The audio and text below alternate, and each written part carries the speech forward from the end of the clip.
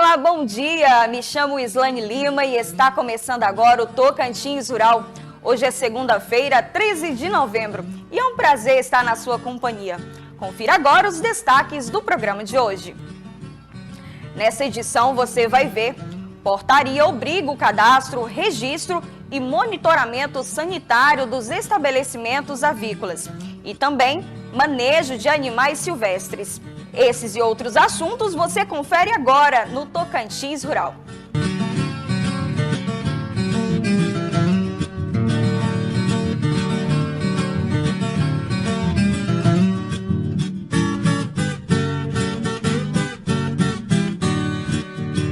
O estado do Tocantins publicou uma portaria que obriga o cadastro, registro e o monitoramento sanitário dos estabelecimentos avícolas de pequena escala aqui no Tocantins.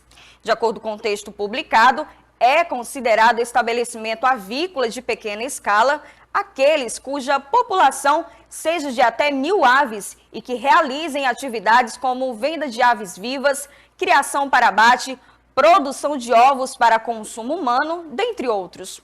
Conforme a portaria, os estabelecimentos terão um prazo aí de 24 meses para se adequarem às normas estabelecidas, apresentando um plano de ação para a ADAPEC. E a gente fala agora de um grande parceiro aqui do Tocantins Rural, que é a Primavia Motors, que está em um novo complexo, com várias marcas, com várias novidades. Para você, tudo em um só lugar. Sua marca e o seu veículo. Já pensou em encontrar as marcas Jeep, Ram, Citroën, Peugeot e Renault, tudo em um só lugar? Pois agora você pode. Venha conhecer o novo Complexo Via, agora em um novo endereço, na 402 Sul, Avenida NS2. O maior e mais moderno conjunto de concessionárias traz para você as melhores marcas de veículos do Brasil. Aproveite as nossas ofertas de inauguração e conquiste o seu Jeep, Ram, Citroën, Peugeot ou Renault, com condições imperdíveis. Novo Complexo Via, na 402 Sul, Avenida NS2. Seu sonho começa aqui. No trânsito, escolha a vida. Tá aí um recadinho do nosso parceiro. E a gente vai para um rápido intervalo, mas não saia daí, pois já voltamos com nossa entrevista sobre manejo de animais silvestres. É já já.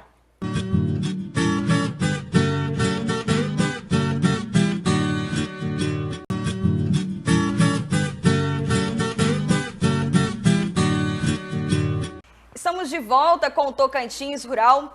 O manejo de fauna e animais silvestres é um conjunto de técnicas que permitem o aproveitamento de forma sustentável e a conservação das faunas. E para falar desse assunto que nós vamos conversar agora com o Gabriel Rocha, que é veterinário. Explica para a gente o que é esse manejo. Bom dia. Bom dia.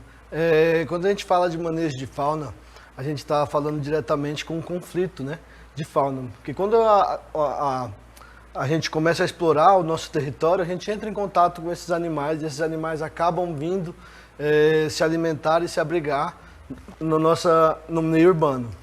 E com isso a gente acaba tendo esses conflitos, né? Aumenta a visualização, tem alguns problemas causados por eles, né?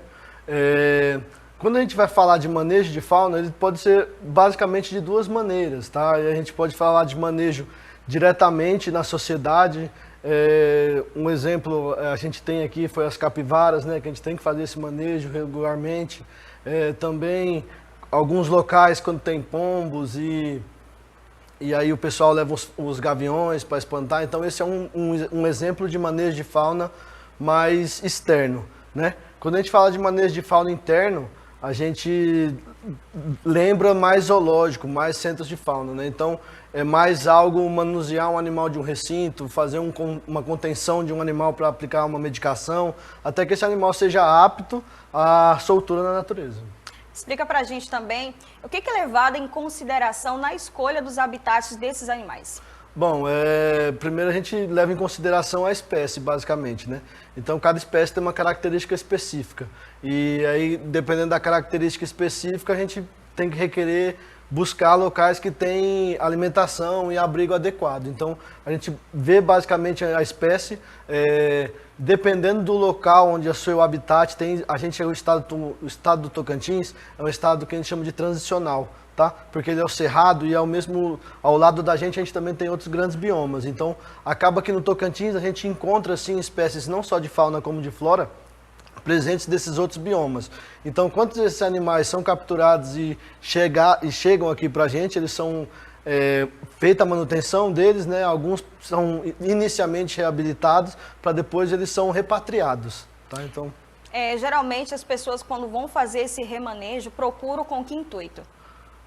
Quando a gente vai fazer o remanejo de fauna, basicamente quando é um conflito ele já começa a causar danos à sociedade. Então, começa a causar aquele incômodo. Aqui eu posso trazer o exemplo aqui, né? Que a gente tem aqui o Parque Cesar. A gente fez o início de um planejamento de manejo de fauna, foi feito o início do planejamento de fauna. Até hoje existe esse planejamento de fauna. O problema lá é a diversidade que a gente tem. É que lá é aberto, né? Não é um local fechado, então passa um rio. Então a gente não tem como estipular exatamente a quantidade de animais que existem, porque eles se locomovem, tá? Então um exemplo que eu posso te dar mais perto aqui pra gente é isso. Então quando requer, tem muitos animais ou animais doentes, aí requerem as instituições para fazer esse manejo, conter, levar esse animal até o local que é o centro de fauna, onde é reabilitado para depois reintroduzido na natureza ou destinado a um criador conservacionista. E o produtor rural, que porventura tem uma fazenda, tem uma terra, que quiser fazer, né, esse remanejo, que órgão ele deve procurar e o que ele deve fazer? Bom, a gente está falando de animal silvestre, né? Então a captura e o manejo de animal silvestre ele é protegido por lei, tá? Então ele só pode ser feito por pessoas especializadas e órgãos competentes a isso. Então o ideal é que recorra ao órgão. Gabriel, mas eu encontrei o filhotinho está morrendo, eu peguei, dei um leite. Tudo bem, eu compreendo, é de suma importância que possa haver esse primeiro contato, né, essa primeira ajuda, mas buscar os órgãos específicos o mais rápido possível, entendeu? São eles Naturatins, Corpo de Bombeiros, Polícia Militar Ambiental, entre outros, assim, né? Na verdade, quando a gente fala de fauna, é muito ligado, então qualquer órgão, basicamente, lógico que esses que eu falei anteriormente são mais específicos, mas se você não conseguir, qualquer um acaba encontrando um local para esse animal. Gabriel, e para a gente finalizar agora a nossa entrevista, isso acontece também, esse remanejo em áreas urbanas, por exemplo, uma pessoa que está tendo dificuldade com pombos em um residencial, ele pode fazer esse remanejo ou solicitar? Então, a gente existe dois tipos de nomenclaturas de animais distintos, porque quando a gente está falando de silvestres, são esses animais que são da nossa fauna, e alguns animais como o pombo, eles são exóticos, tá? Então eles vieram há muito tempo atrás, nos navios antigos, e se adaptaram muito bem aqui. Então, quando a gente fala de animal selvagem, a gente pode sim até tentar instruir a população para fazer esse manejo, tá? O Estado, a federação em si, ela tem que ter uma demanda, digamos assim, específica para fazer essa retirada. Não é porque às vezes tem um pombo no telhado que você vai chamar a polícia, um órgão competente, ele vai resolver. Mas se for algo assim exagerado, né, que a população realmente questione, enfim, aí pode ser que tenha um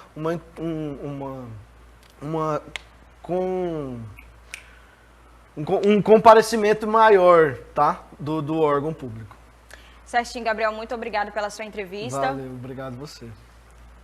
E a gente confere agora os principais destaques do Giro de Notícias.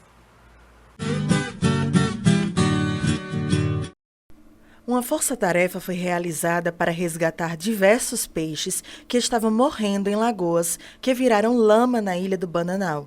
O trabalho foi realizado por equipes do IBAMA após diversos peixes serem encontrados mortos. Na última semana, pelo menos 100 peixes foram resgatados. Segundo informações, as mortes foram causadas pela falta de oxigênio na água, já que alguns pontos se transformaram em lamaçais. Os animais foram colocados em tanques e levados para um rio que fica a 10 quilômetros de onde eles estavam. O presidente do sistema FAET-Senar, Paulo Carneiro, recebeu na semana passada representantes da empresa Cargill Alimentos S.A., a empresa que fornece alimentos agrícolas e está presente em mais de 17 estados do Brasil, anunciou a chegada no Tocantins, com instalações no município de Porto Nacional. O diretor de Educação e Promoção Social, Luiz Cláudio Faria, destacou as ações e projetos do sistema, além da possibilidade de futuras parcerias. Na pecuária, principalmente quando falamos em bovinos de corte, podemos dizer que o potencial genético máximo alcançado desses animais é possível graças a investimentos que consigam lidar com as exigências nutricionais do gado, como, por exemplo, energia, vitaminas, proteínas e minerais. Por isso, é importante fazer a suplementação a pasto. A utilização da suplementação a pasto foi desenvolvida inicialmente com o objetivo de sanar um problema existente para animais que são criados exclusivamente a pasto, principalmente no período da seca. Neste período, ocorre uma diminuição natural do teor de proteína da pastagem. Com isso, esses animais eles ficam, de forma geral, deficientes neste nutriente. A suplementação entra como uma aliada, visando maximizar a produção individual de cada bovino e aumentar o rendimento por área. Foi desenvolvido um produto com alto teor de proteína, chamado inicialmente de proteinado, para que esses animais pudessem consumir a pasto e sanar esta deficiência.